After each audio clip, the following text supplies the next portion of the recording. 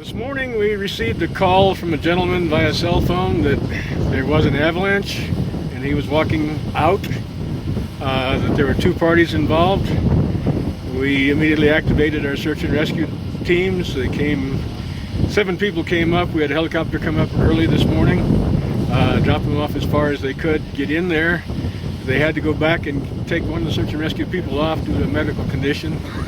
Right now we have snowmobiles coming down off the mountain with 3 search and rescue people. We have 2 more that are about halfway to the site at the present time, and they're going as far as they can. As long as they feel it's safe and they have enough light, they'll camp overnight and start up in the morning again. What are the conditions like up there?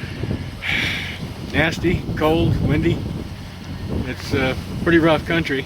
We were told that the climbers are highly experienced climbers. They've been up in this area for 5 days.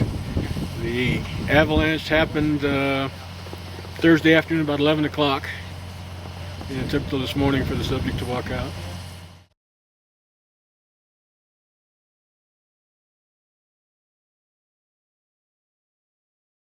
We're leaving the search issue and how long they're going to stay out right up to search and rescue people. They're more experienced than we are. As long as they feel it's safe, they'll be moving. They're prepared to stay the night. They will stay the night until morning, and then we'll start another team up that way. We'll try to get a helicopter up first thing in the morning.